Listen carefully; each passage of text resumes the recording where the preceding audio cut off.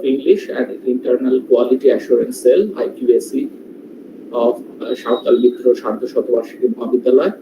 I welcome you all to this special program to celebrate World Book Day, which is also known as World Book and Copyright Day, which actually falls tomorrow on 23rd of April. World Book Day is an annual event recognized by the United Nations Educational, Scientific and Cultural Organization, UNESCO, to promote reading, publishing and copyright.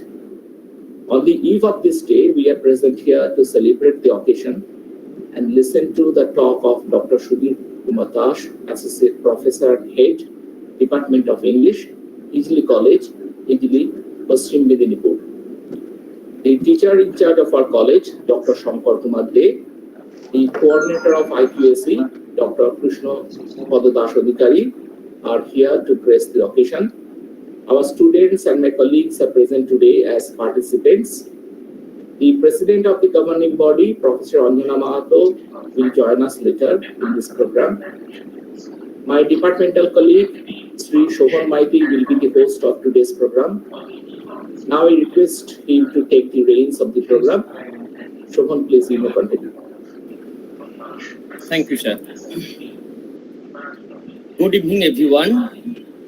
On behalf of our department, I would like to welcome you all and thank you for your gracious presence, though virtually, which makes us feel encouraged and blessed.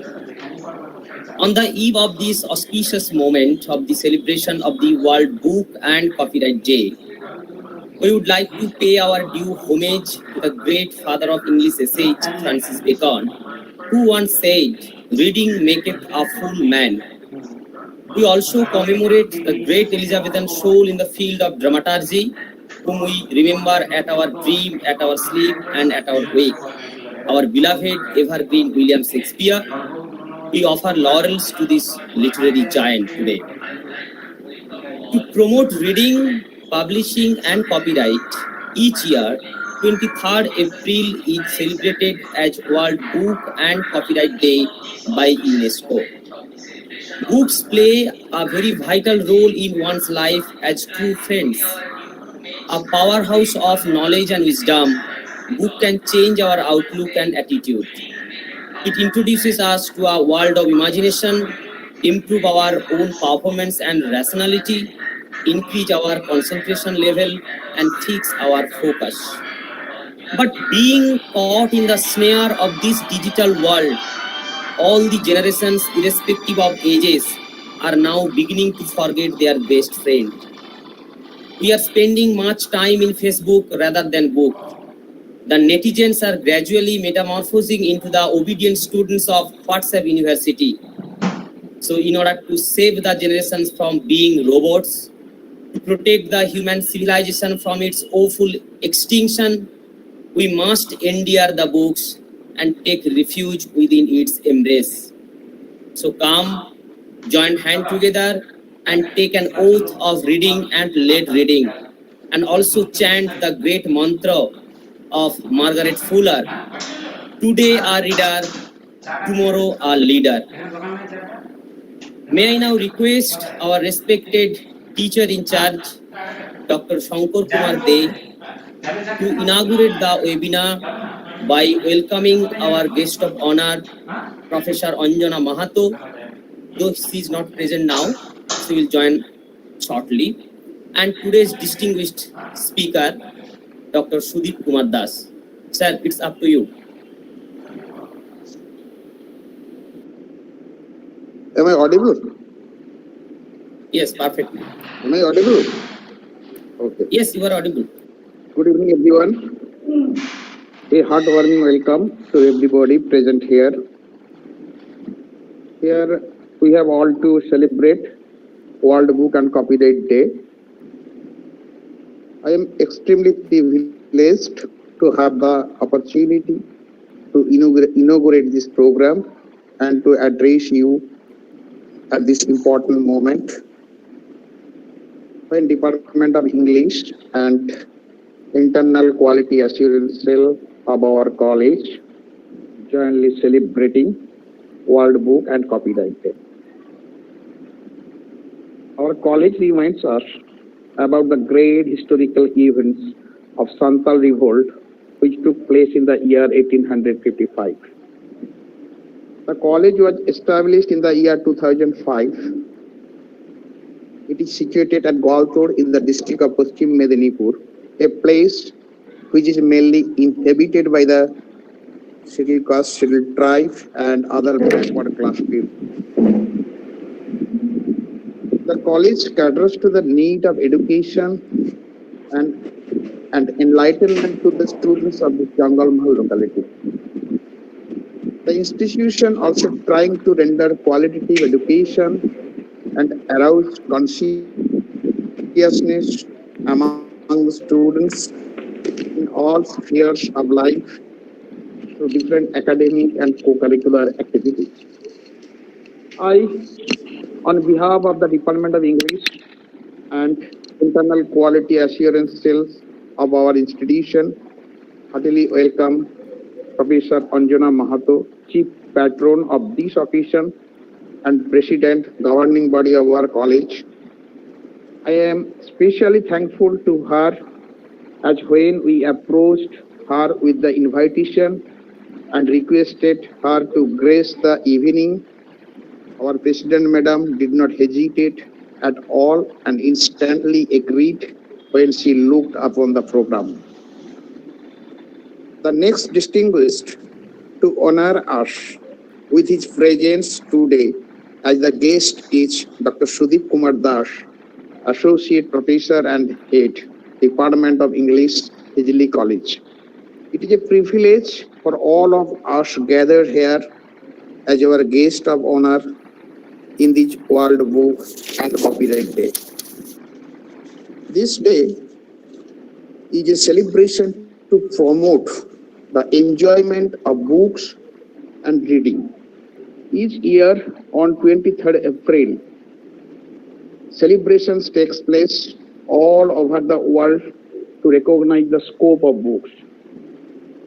April 23rd is observed as World Book Day because several prominent authors were either born or have died on this day. While William Shakespeare died on 23rd April.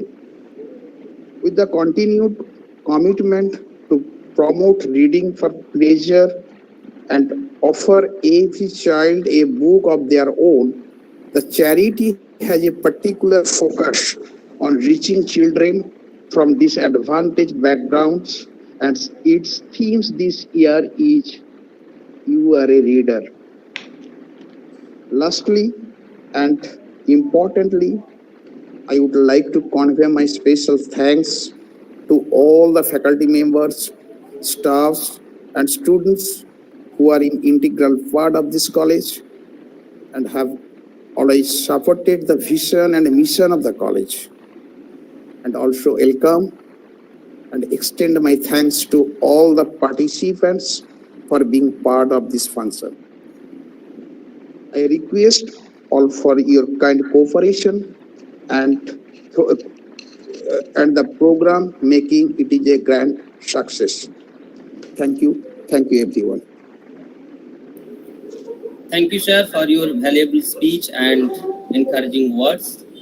Now may I request my colleague and our departmental head, Professor Arupratham Chakraborty, to introduce today's distinguished speaker. Sir, it's up to you. Thank you, Shobhan. It is our honor and privilege to have Dr. Sudip Kumar Das, Associate Professor and Head, Department of English, Hijli College, Hijli Paschim Medinipur, as the speaker for today's program. Dr. Das has been teaching in this college since 1996. He is also the former teacher in charge of this college, and he presently holds a number of administrative posts there. Dr. Das holds the unique distinction of being the first of the alumni of the PD Department of English, Vidyasagar University, to have joined the college as a faculty. Dr. Sudip Kumar Das is the topper at both the undergraduate and postgraduate level of the Vidyasagar University. He received his PhD degree from Vidyasagar University.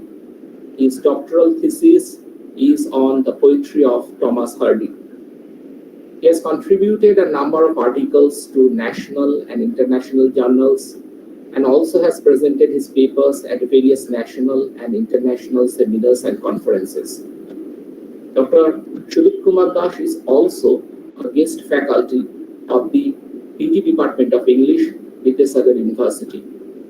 On a personal note, may I say that he is like an elder brother and a mentor to me.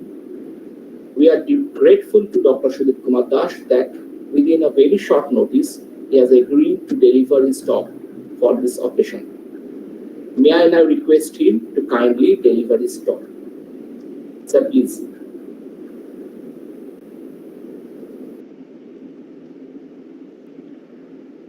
Good evening, Orup, and everybody present on the occasion. This 22nd April 2022, just on the eve of World Book Day, 23rd April 2022 this year, we are celebrating. I feel honored for being a speaker here in response to the offer given by my compatriot Orup, and long relation I have with him. For years I have been related to him, various levels. So Santal, Bidroha, Sardha, Satabarshiki, Mahavidyalaya, their offer to give a talk on this auspicious occasion, World Book Day. I am particularly grateful to Internal Quality Assurance Cell of the college, the Department of English, and everybody related to the college. I was told by Orup that my audience will be mostly students. So I address you, the students, particularly on this very important occasion, World Book Day. We are forgetting books actually in this present scenario.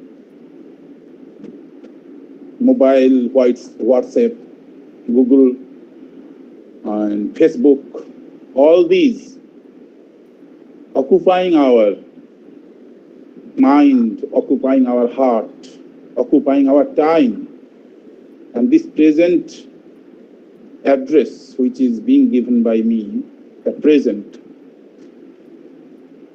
is also through Google Meet online. It is not in your college that I am physically present there and addressing you. So in this scenario, we are asked to read books, particularly in respect of this World Book Day, which is also known as World Book and Copyright Day or International Day of the Book. It is an annual event organized by the United Nations Educational, Scientific and Cultural Organization, UNESCO. For what? To promote reading, publishing and copyright. The first World Book Day was celebrated on 23rd April in 1995. It was meant to encourage young people to discover the pleasure of reading. The message is that reading is fun, relevant, accessible, exciting, and it has the power to transform lives. The original idea was conceived many years back in 1922 by Spanish writer Andres as a way to honor Sardha. Years back, not in this form, but in some other form.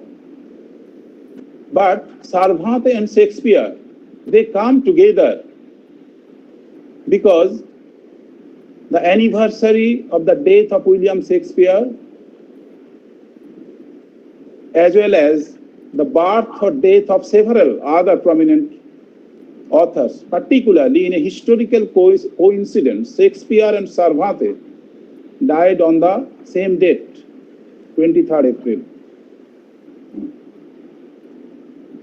This year, 2022, the message is this: you are a reader. The theme or the tag, you may say, of World Book Day: you are a reader, reader of books.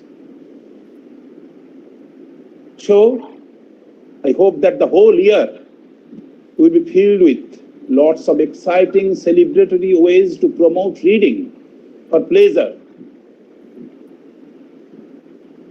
Now, I was requested by Arup to give a talk on World Book Day and some other related academic topics. So, I thought that I should not concentrate on a particular topic, but on several fields of study, because we are supposed to celebrate our instinct or promote our urge for reading, particularly in respect of this World Book Day. So I have picked up three fields. First, I call it perennial field. That is continuous. Some field which has been there earlier, it is still today, and it will be there in the future. And who can be more befitting in this perennial field except William Shakespeare? You know that this great man of letters, this English playwright, poet, actor, the greatest writer in the English language, one of the greatest dramatists of all time and clime, irrespective of nation, race, and culture, the Bard of Avon, Stratford on Avon, that was his birthplace. About the man, we know so little. Therefore, when I talk about Shakespeare, when we think about Shakespeare, we read his plays, we read his sonnets, I often remember, and I also ask you to read the sonnet about Shakespeare, written by Matthew Arnold. It was entitled Shakespeare, a 14-line poem, a sonnet, famous sonnet. You will read important essays on Shakespeare. You will read critical articles on Shakespeare. You will read many reference books on Shakespeare, starting with A.C. Bradley, the famous name associated with William Shakespeare. But along with this, I ask you to read the sonnet written by Matthew Arnold, which is a remarkable thing produced by the great Victorian poet about the great dramatic genius, William Shakespeare. I'm reading the sonnet. Others abide our question, thou art free. We ask and ask, thou smilest and art still. Out-topping knowledge. For the loftiest hill, who to the stars uncrowns his majesty, planting his steadfast footsteps in the sea, making the heaven of heavens his dwelling place. spares but the cloudy border of his base to the foil searching of mortality. And thou, who didst the stars and sunbeams know, self-schooled, self-scanned, self-honored, self-secure, didst tread on the earth unguessed at. Better so, all pains the immortal spirit must endure, all weakness which impairs, all griefs which bow, find their soul's speech in that victorious brow. So, you will find in the sonnet written by Matthew Arnold, such a glorious tribute is paid, and such a befitting tribute is paid to William Shakespeare. Imagine how he compares Shakespeare to the loftiest hill, whose bottom is at the bottom of the sea, whose height, whose bottom is beyond our reach. What is within our reach? Just a part of the lofty mountain, and that too clouded part that is accessible to the foil searching of mortality. 39 plays, about 39 plays, there is debate. 154 sonnets, a few narrative poems, a few other verses, and some of uncertain authorship. All these are to the credit of William Shakespeare. His plays have been translated into every major living language, and they are performed more often than those of any other playwright. And his works continue to be studied and reinterpreted. You know about his birthplace, Stratford-on-Avon.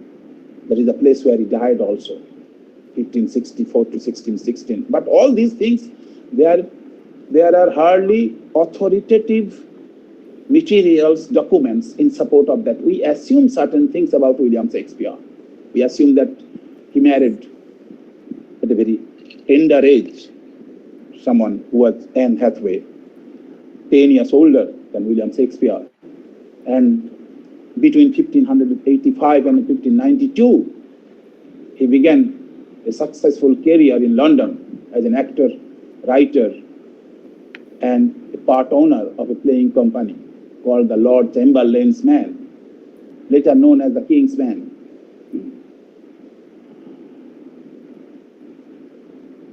Shakespeare produced most of his known works between 1589, 1589 and 1613, 1589 and 1613.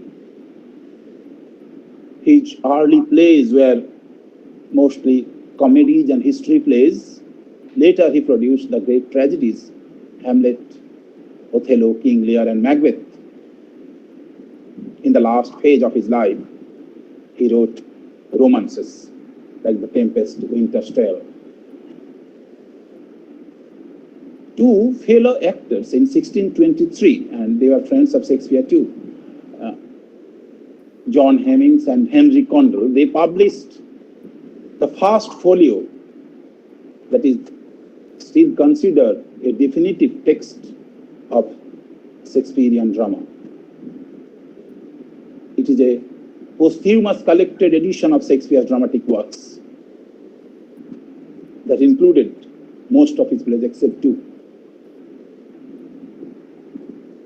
So, it was said about William Shakespeare that he was not of an age but for all time. That was how Ben Jonson hailed William Shakespeare. I have asked you to read the sonnet of Matthew Arnold about Shakespeare, and I also promote or ask you to read Tales from Shakespeare. Why? The reason is that you are the English students studying English honors. But Shakespeare or Shakespeare's works are also read by many people who have not studied English honors. You as honor students, you as PG students, will suggest to them to read Tales from Shakespeare, which is also a very significant milestone about the works of Shakespeare. It was written by, you know that, the siblings Charles and Mary Lamb. You have heard the name Charles Lamb, obviously famous essayist, in 1807 for young people. And they retained as much Shakespearean language as possible. Mary Lamb was responsible for retelling the comedies and Charles Lamb the tragedies. And they omitted the historical plays, Roman plays, and modified the Shakespearean plays when they retold the stories, being sensitive to the needs of young children, but without resorting to actual censoring. But certain subplots and sexual references were removed, and the preface was written by both brother and sister.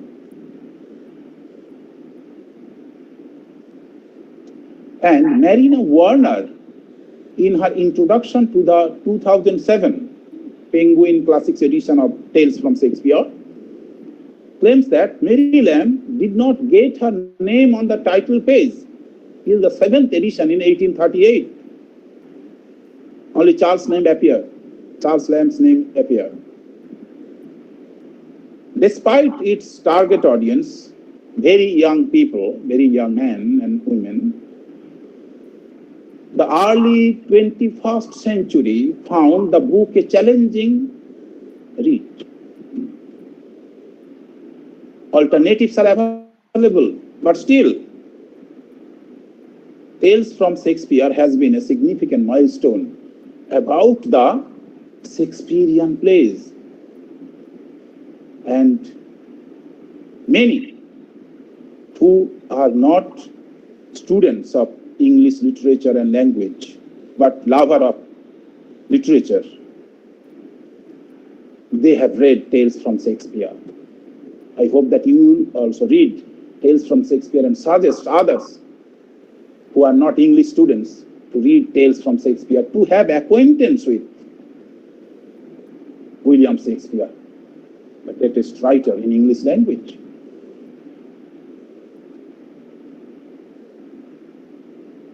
In 1893, the book was, this Tales from Shakespeare, was supplemented with some additional tales, retelling of tales by Harrison S. Morris, who republished in the United States of America as a multi-volume set with color plate illustrations. And what did he write there? He wrote, Shakespeare's words are used whenever it seemed possible to bring them in, and in whatever has been added to give them a regular form of a connected story. Diligent care has been taken to select such words as might least interrupt the effect of the beautiful English tongue in which he wrote. Therefore, words introduced into our language since his time have been as far as possible avoided.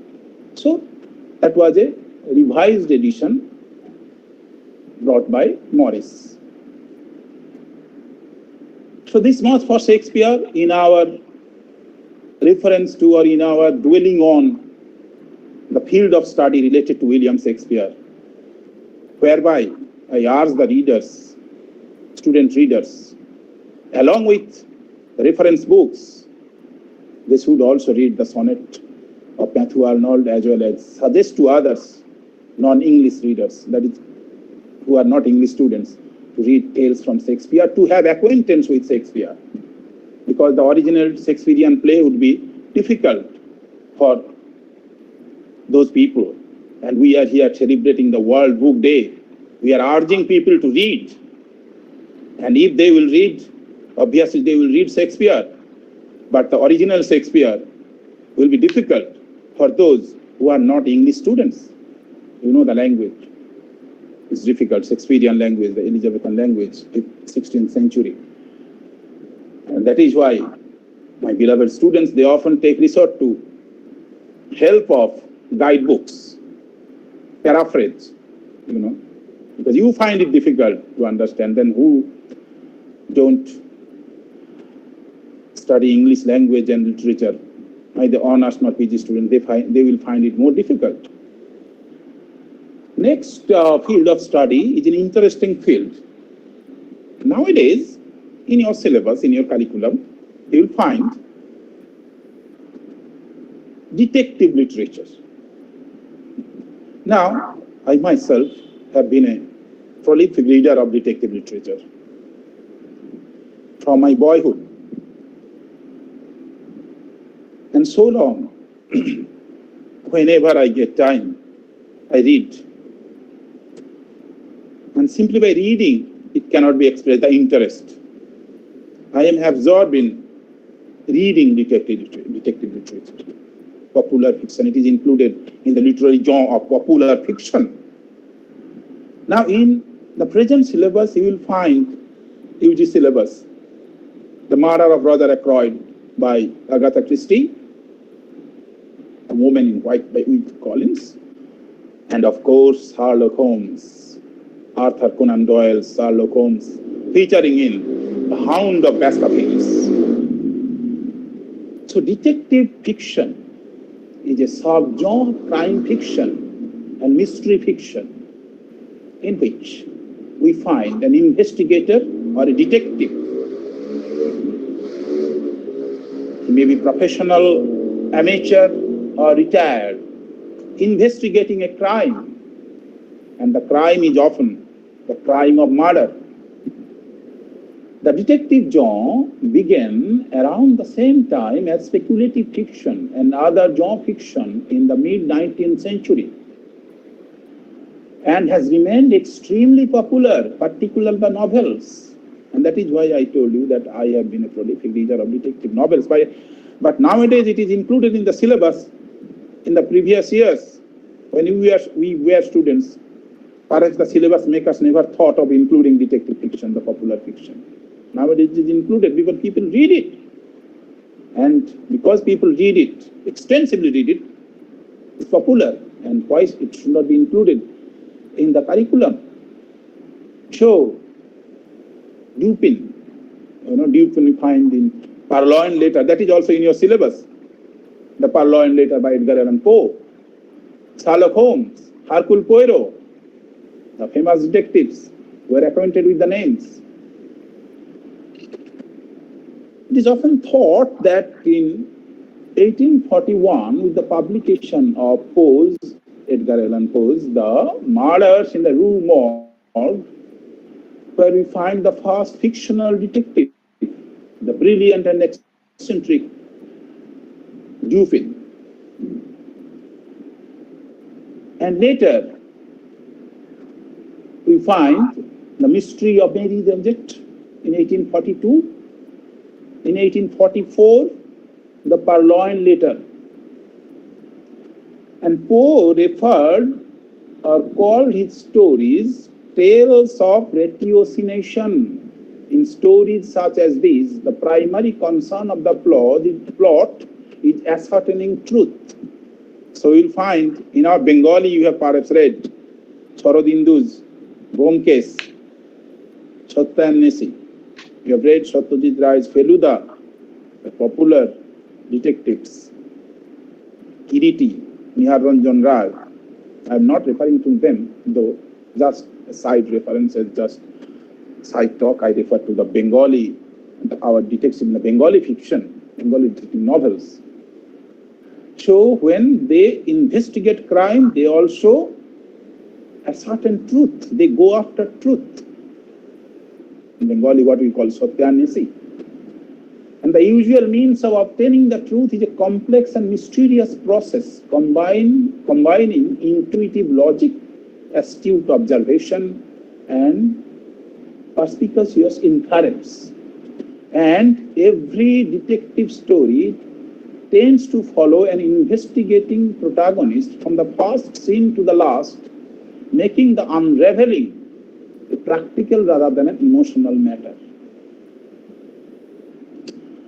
We can refer to William Russell, who wrote fictitious police memories, because this detective and police become so close to each other, and often these police memoirs, they also contribute to this kind of mystery novels, detective novels.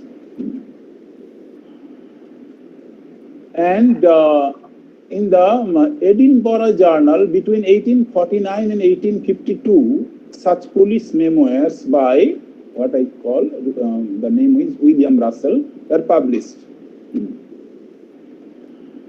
And we find the recollection of a policeman that was published, and 12 stories were then collected, and they were published in a volume entitled Recollections of a Detective Police Officer, published in London in 1856. Literary critic Catherine Ross Nickerson credits Louisa May Alcott with creating the second oldest work of modern detective fiction after Poe's Dupin stories. The 1865 thriller V.V. or Plots and Counterplots. So that was a significant milestone in this detective story. And there the detective was Antoine Dupress, and he is a parody of Auguste Dupin of Edgar Allan Poe, and who is less concerned with solving the crime as he is concerned in setting up a way to reveal the solution with a dramatic flourish.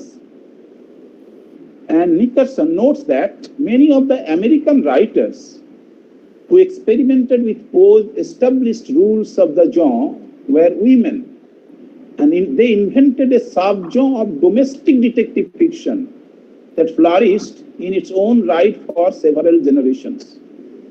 And these included Fuller Victor's two detective novels, The Dead Letter in 1867 and The Figure 8 in 1869.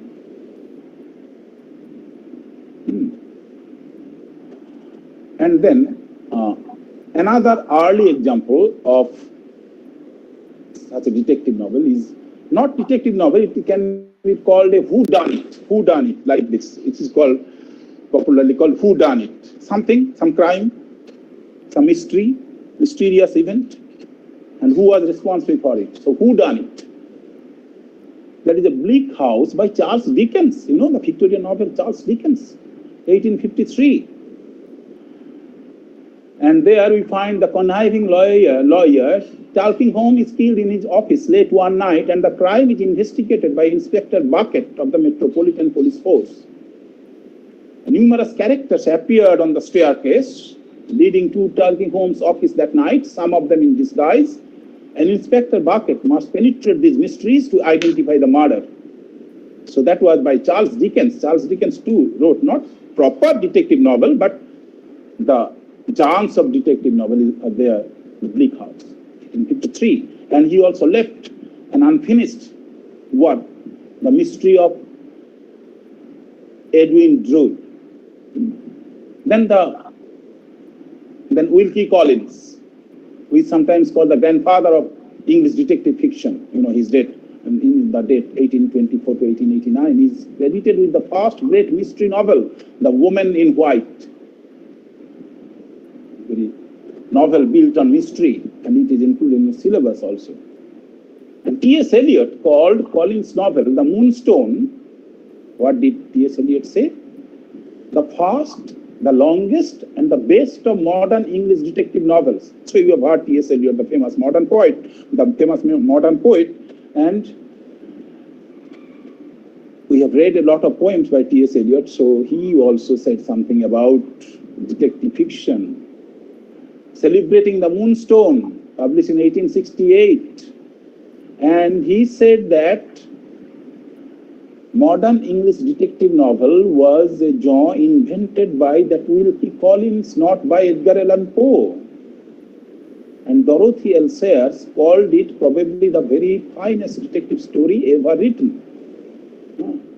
And it included these elements: English country house robbery, inside jobs, celebrated skilled professional investigator, bungling local constabulary, detective inquiries, large number of false suspects, etc., etc. All these germs of detective novel, all these features, all these things which a detective novel usually possesses. And the Moonstone, which is so highly praised by Sayers as well as Eliot, it is a significant milestone among the detective novels.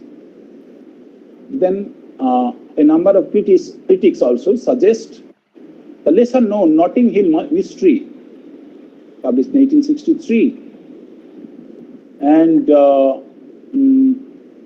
the Trail of the Serpent in 1861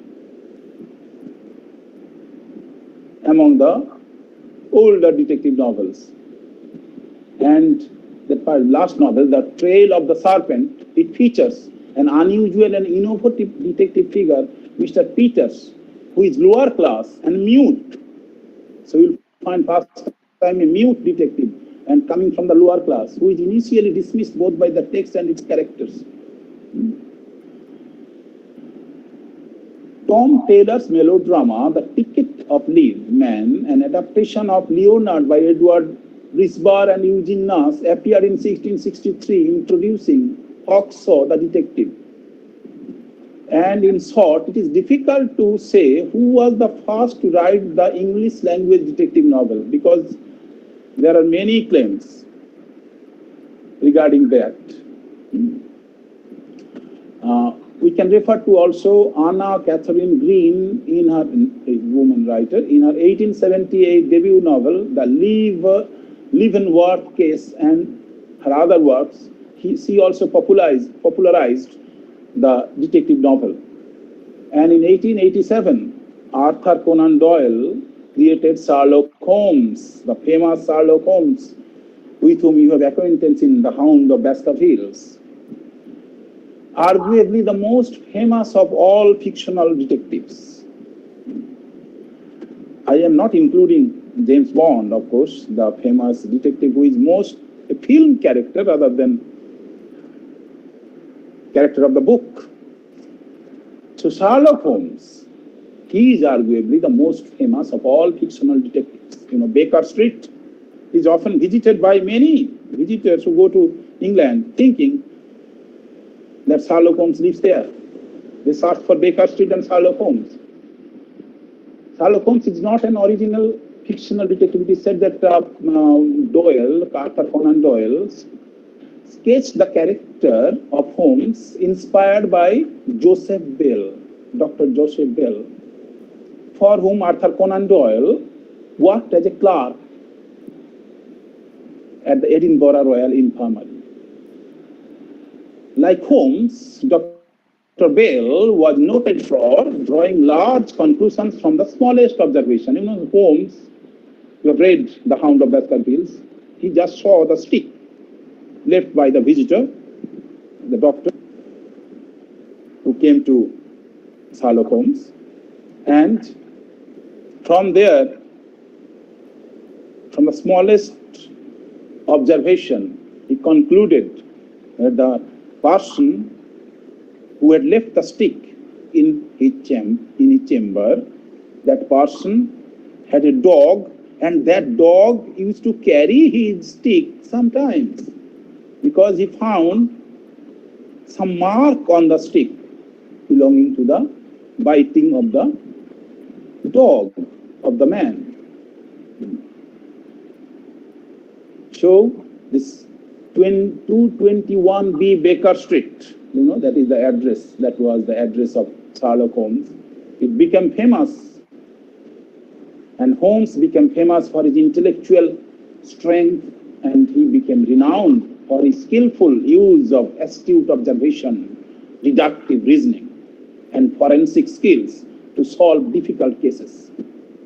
Arthur Conan Doyle wrote 4 novels and 56 short stories featuring Sherlock Holmes, and all those stories were narrated by Holmes' friend, the assistant, Dr. Watson. So I hope that you will also read for pleasure. When we are talking about on World Book Day, we are talking about reading for pleasure. We are urging people to read. We are urging ourselves to read. Read more and more. Along with this Google, WhatsApp, Facebook, everything, online, internet, we must also read for pleasure. So, what can be more pleasure giving than a detective novel, which is no longer exiled from our syllabus? It is also included in your syllabus. So it will be also beneficial for achieving our degree. So the last field that I shall refer to is I call it emerging field, new field, Dalit literature. It is also included in various curriculum nowadays. It is often said that the literature of the Dalits, by the Dalits and for the Dalits. It is not a new word. Perhaps years back in 1930s, someone in Hindi and Marathi translation of depressed classes, it was used, this word. And in 1970s, the Dalit Panthers revived the term and expanded its reference to include different communities, not only scheduled castes but tribes, poor peasants, women, all those being exploited politically, economically, and in the name of religion. So it did not become just a caste but a symbol of change and revolution. And in the first conference in 1958 of Maharashtra Dalit Sahitya Sangha, Maharashtra Dalit Literature Society, that is important in this when we refer to Dalit literature, and it is an important stream of Indian writing in English today and other languages of India. So students who want to pursue higher studies after passing post-graduation and UG and PG. In PG, many Dalit texts have been included, in UG too, but in PG more than how many are included, the number of texts included in UG syllabus. And in later, nowadays, you have a paper, academic writing and composition, both in some part of honors and general students, how to write research paper. So students are encouraged to pursue research studies. So this is an emerging field to pursue research studies, Dalit literature, because not many works have been done, not many research works have been done in this field. This is a prospective field for research studies, further studies for students who are reading now in colleges and universities. And modern Dalit writings are found on the works and ideological insights of, Dr. B.R. Ambedkar, with whom our constitution, the mooting of the constitution, or you can say the writing of the constitution, Indian constitution, is related. Dr. B.R. Ambedkar, the chief architect of the constitution of India, and his works and ideological insights and Dalit writings, they are interrelated. The category of literature became a significant presence in the 1960s in Marathi literature, and later in Hindi, Tamil, Malayalam, as well as English poems, short stories and novels. And in Bengali too, our reverend teacher, Shankar Prasad Singho and Professor Indranil Acharya, they have brought out an important collection of texts, translation of Dalit texts. So it is a significant voice now, not only in Marathi literature, but that was the origin of Dalit writing, Marathi, and in other languages too. These writings formed a collective voice that questioned through articulation of their social reality, the kind of writings that made them invisible or distorted their identity. They are considered traditionally to be beyond the caste system or Varna system. They were originally considered as Pancham or the fifth group beyond the fourfold division of Indian people. They are not allowed to let their shadow fall upon a non-Dalit caste member, and they are required. You have read, I think, Untouchable by Mulkraj Anand, Bakha's story. The character was Bakha. So, there his job was to sweep the ground. And when he touched a higher caste people, he had to take bath because he was contaminated. Dalits were forbidden to worship in temple and draw water from the same wells as caste Hindus. And they usually lived in segregated neighborhood outside the main village. And it used to be that Dalit villages were usually a separate enclave away from the other Hindu caste residences. They are demoted to low caste. In many ways, they were oppressed, and mostly we find the Dalit autobiographies taking the center stage of Dalit writing. Many autobiographies written, and through the autobiographies, the Dalit writers, they have given voice to their tale of woe and suffering, tale of misery and suffering. Nowadays, the caste of untouchability had gone. But years back it was there. Mahatma Gandhi called the category horizons. And he asked the so-called higher caste people to give up this caste tag of untouchability to this section of society. And in Dalit writing, we find how the group of people are coming forward with their writings, and students will find scope to go through, to pursue the research work in this new emerging field. Gautam Buddha and Mahavira, they, when we talk about the past, they have rejected the caste system.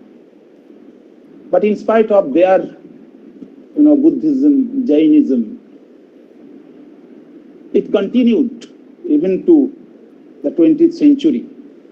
And that is why Mulkraj Anand had written Untouchable, Bakha's story.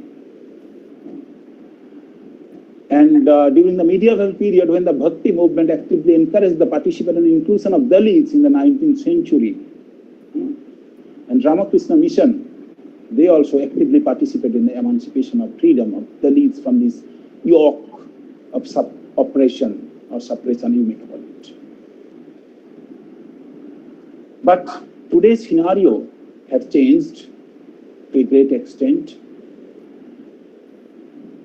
This status that had been historically associated with occupation, regarded as radically impure, such as leather work, butchering, or removal of rubbish, animal carcasses and waste, no longer exist there.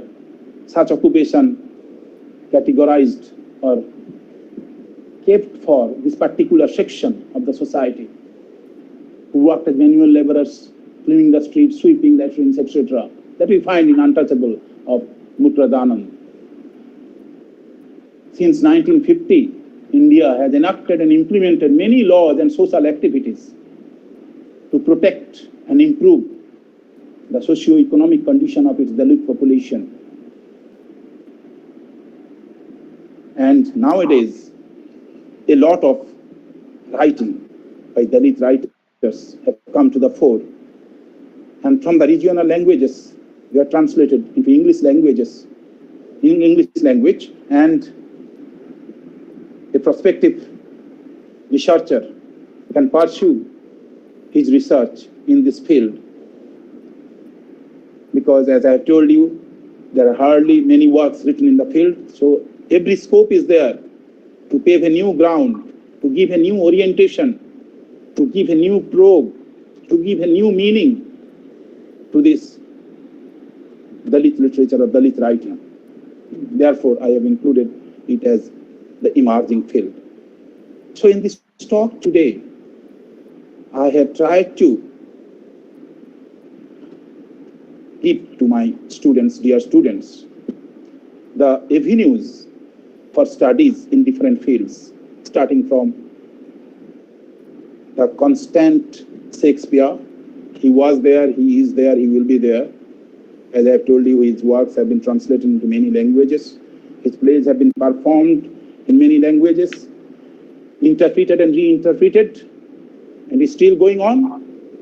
This constant field, perennial field. And then for our leisure time, when we have rest, detective literature, absorbing our time of rest. And nowadays it is not only time of rest, it is also included in the syllabus. You have to read it for assessment, for interpretation, for writing answers. So this is called interesting field. And finally, for the researchers to pursue research program in the new emerging field, Dalit literature. Thank you very much.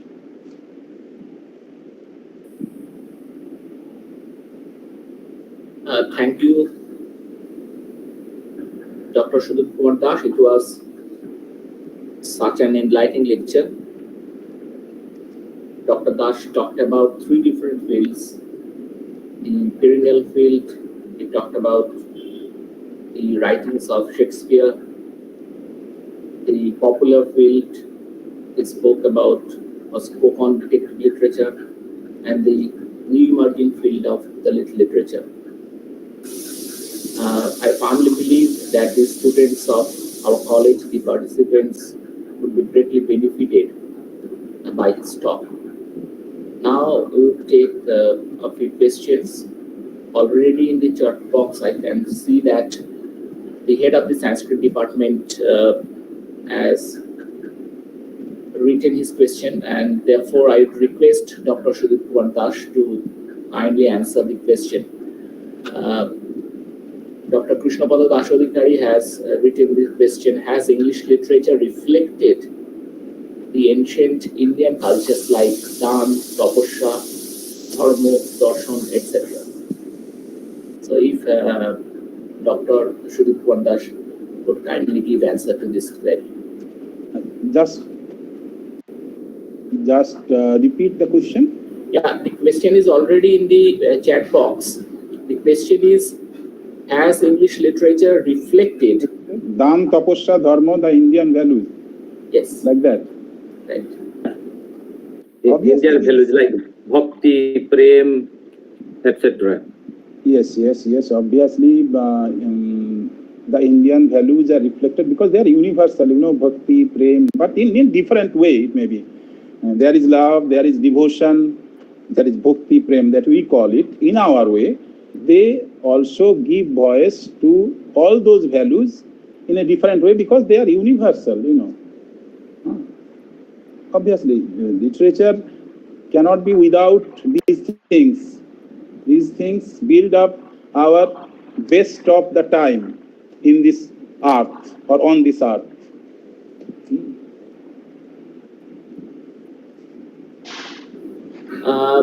Thank you, Sudipta. Thank you very much.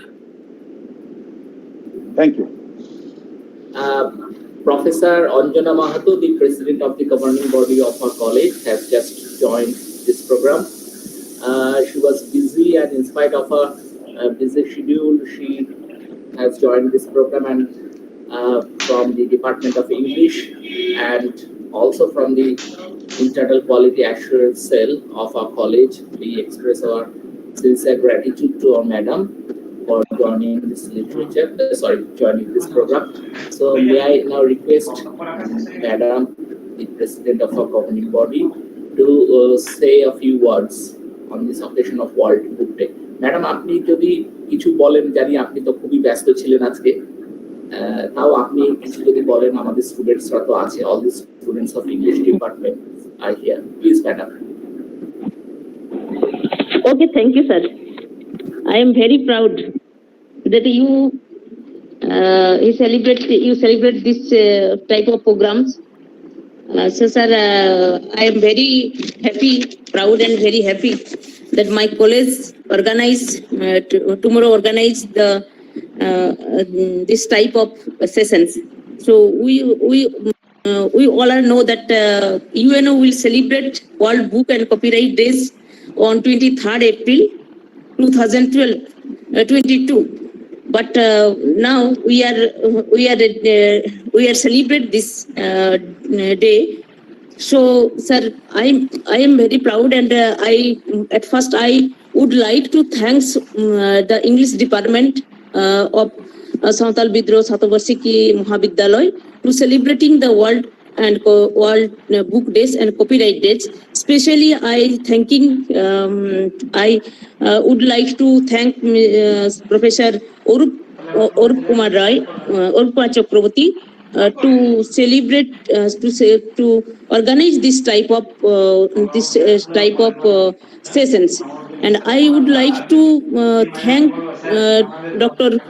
Sudeep Kumar Das, Associate Professor and Head Department of English, Hizri College, to choose our college and deliver it a meaningful talk. I also like to thank all the participants are present here to spend their valuable time and to participate discussing everything for the World Book Days and Copyright Days. So this is the most valuable opportunity for every participant to celebrate our World Book Days and Copyright Days. So, sir, I am okay, sir. Then this session continue for far time, so I don't spend more time for that. So, sir, thank you, sir. Thank you, everyone. Thank you, madam, so much. Because the madam has just come back from Bankura University. It's a long distance from. Today I am very busy, sir. My one GB meeting on. Today I participated in one GB meeting to Road College also, and then after that I was going to perform my duties, and then come here. So I am okay, sir.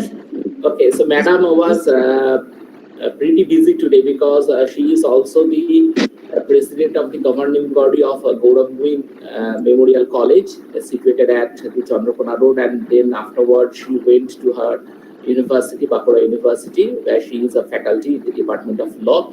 And in spite of this busy schedule, she has just come back from the university, and she has spoken valuable words. May I now request my departmental colleague Shobhan Maiti to say a few words. Shobhan, please. Thank you, sir. Thank you, ma'am. It's really a great honor for all of us and for our college also to have Professor Anjana Mahato, Assistant Professor of Law, University of Bankura, and also the President of the governing body of our college as a guest of honor today. President ma'am's bounteous presence has added extra glamour to this webinar, and we are very much thankful to you, ma'am, for joining us and also share your experience and give a great speech on the very occasion. Thank you, ma'am. Thank you for joining us.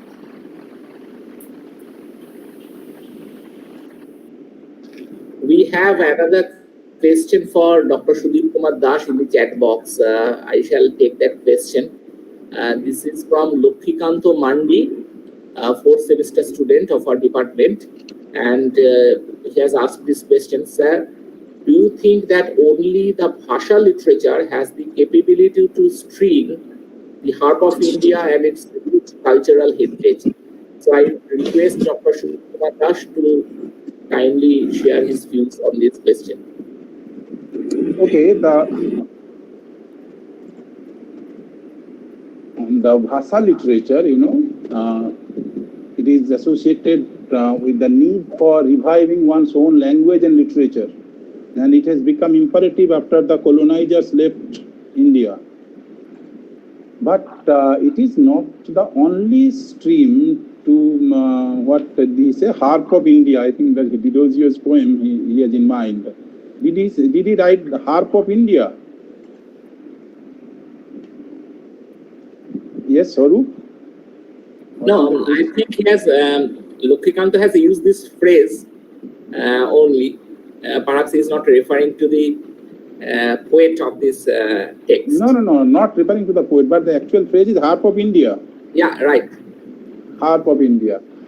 So obviously it is an important stream capable in respect of the string of the Harp of India, but it is not the only stream. It is very important after the colonizers left, and it is an important fact in decolonizing, the process of decolonizing, but it is not the only stream. It is an important, significant stream, but not the only stream. Right, I think Lokikanto has got his answer. So if any other, if the participants have any other question, they can write the question, or they can also directly ask the question to sir. Good evening, sir. My name is Sandip Bisoi. I am a fourth-sem student of SBSM. My question to you is, as we know, literary studies now is often referred to as a practice of passion rather than career-seeking option. In this era, when literature is partially sidelined from the limelight of society, how can we break this jinx on individual level? Thank you, sir. What did you say? Repeat it. Yes, sir. As you know, literary studies now is often referred to as a as a practice of passion rather than career-seeking option.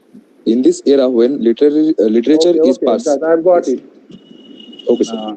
But I think nowadays the opposite is true, that we are studying literature for our career only. We are concentrating on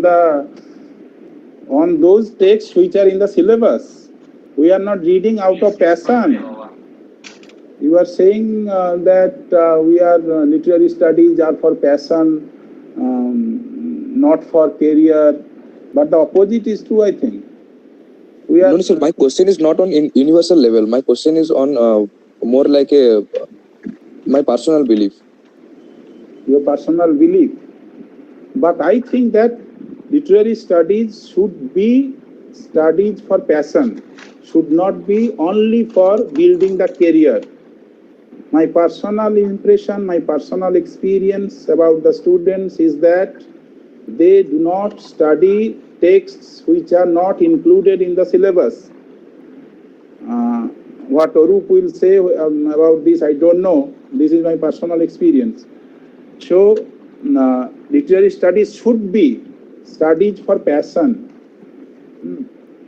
not only for building the career. It should be so. Thank you, sir. Thank you, sir. Thank you for your valuable answer.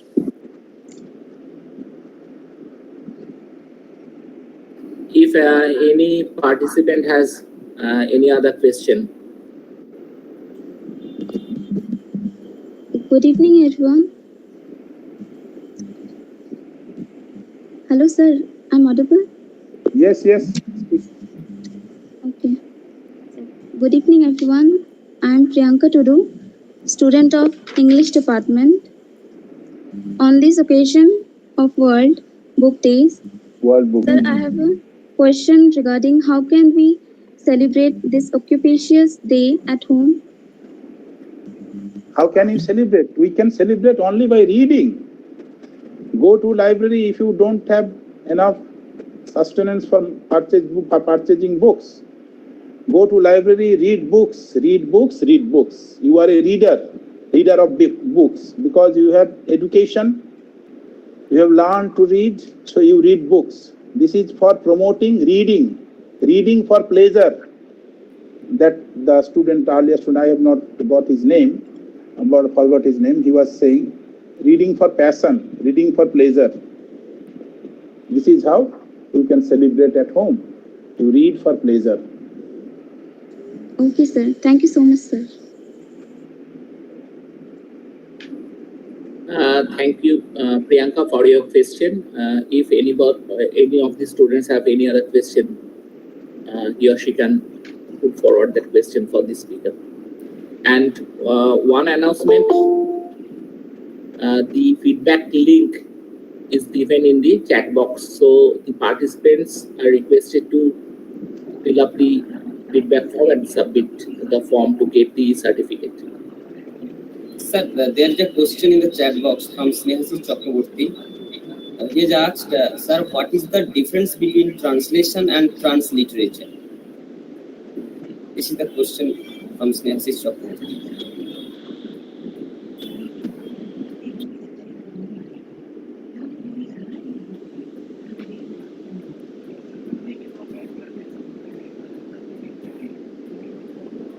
Yes.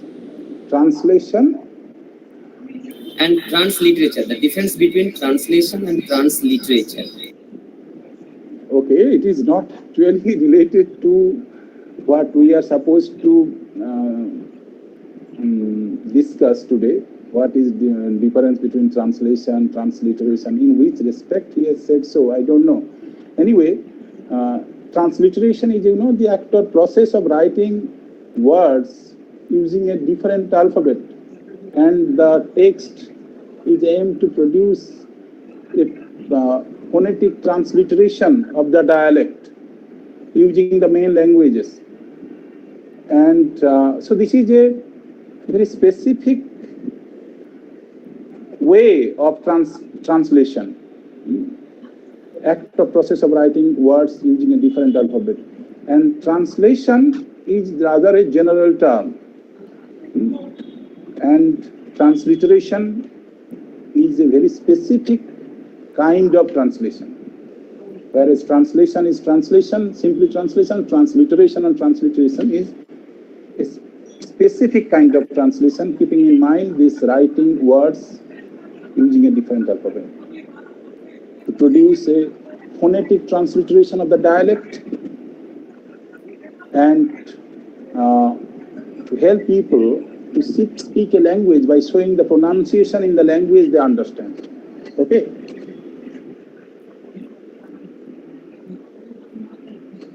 Okay, sir, thank you. If there is any other question from any of the participants, you may ask directly to our honorable speaker.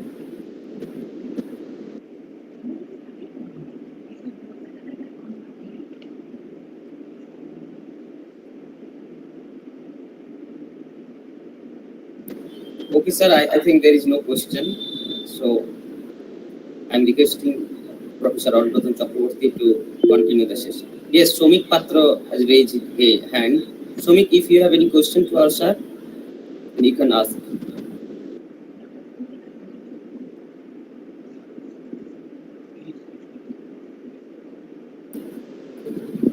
No. Arun Babu, please continue. So we have a very fruitful question answer session also, and we again thank Dr. Sudip Kumar Das for giving his valuable time for our students, the participants in this program. So now I would request the coordinator of IQAC of our college, Dr. Krishnapal Dashodikari, to give the vote of thanks. Krishnada, please. Okay, thank you. Good evening and namaskar. Honorable President of the college, Professor Anjana Mahato, esteemed resource person, Dr. Sudip Kumar Das, respected teacher in charge of our college, Dr. Shankar Kumar Dev, head of the English department, Professor Arupratan Chakraborty, faculties of the various departments and other stakeholders, and my dear students of the English department. I express my greetings, goodwills, and congratulations from the core of my heart to all of you on the auspicious occasion of the celebration of World Book and Copyright Day. which is organized by the Department of English in collaboration with Internal Quality Assurance Cell of our college, Santal, Bidroha, Sardha, Satabarshiki, Mahavidyalaya. The Department of English of our college is very dynamic and concerned in organizing various academic activities of the whole college, along with the practices of teaching and learning of their own department with a large scale of enthusiasm. One of the teachers of the same department, Professor Shobhan, who have been preparing the academic calendar of the college for the last 2 years, and interestingly, we have been following the calendar very successfully and enjoying the programs throughout the year. The present program on World Book and Copyright Day is one of his best selections for the calendar, which is celebrated for the first time by the Department of English with grand success. Thank you, Shobhan Babu. As much as I remember, the Department of English of our college has been organizing very reputed seminars, webinars, special lectures, awareness programs, etc. throughout the years, which are record number of academic activities in the history of our college. Mainly Professor Arupratan Chakravarti and Professor Shobhan Maiti, who are the two energetic teachers of the department, for whom such a number of programs have been successfully organized. Really, both of them are proud of our college. The present celebration focuses on the promotion of reading, publishing, translating, and copywriting of books. On 23rd April of every year, the World Book and Copyright Day is observed by millions of people of many more countries, organizations, schools, public sectors, professional groups, and private businesses. Over the years, the day has won over a considerable number of people from every continent and all cultural backgrounds to the cause of books and copyrights. Indeed, books are treated as windows into the diversity of cultures and are used to initiate dialogues. Books are also vital vehicles to access, transmit, and promote education, science, culture, and information worldwide. For this reason, every year on 23rd April, the date that marks the departure of many more great authors of universal literature. One of them is Sir William Shakespeare. We celebrate the attractive power to spark innovation, generate knowledge, and change minds. We are very much glorified by the Department of English for organizing the program and making us concerned about the significance of the day through a special lectures of the esteemed resource person, Dr. Sudeep Kumar Das, Associate Professor and Head, Department of English, Hijli College. Sir, we have been very much delighted by your talk, which mainly focuses on the great poet Shakespeare and different fields of book readings. Sir, I, on behalf of the college as well as the Department of English and IQAC, Internal Quality Assurance Cell, like to express our sincere thankfulness to you for your kind presence in the program and delivering a wonderful talk on the topic. Thank you very much, sir. My heartfelt gratitude goes to the Honorable President of the college, Professor Anjana Mahato. He has always supported us constantly at every occasion and encouraged us immensely to proceed in our ventures. Thank you, ma'am. Thank you. I like to express our gratefulness to the teacher in charge of our college, Dr. Shankar Kumar Dev, for inspiring the Department of English to organize the webinar. Thank you, sir. I like to propose a special vote of thanks to Professor A.R. Chakravarti, Associate Professor and Head Department of English, also the senior member of the cell IQAC, for his able guidance and inspiration in organizing the program. Not only that, in such cases of academic activities of the college, we feel his presence, his academic and administrative guidance to the college across the years are worth mentioning. May your guidance and enthusiasm live long with us, sir. Thank you very much. Thank you. I also like to express our thankfulness to Dr. Nassim Khan, Secretary of Teachers Council. We are very much grateful to the HODs, coordinators, teachers of various departments of our college who have encouraged us by presenting themselves in this program. I also like to propose the vote of thanks to other stakeholders of our college. Last but not least, we express our happiest thankfulness to the students of the English department for attending the program and making it a grand success. Thank you all. Thank you again. Over to you.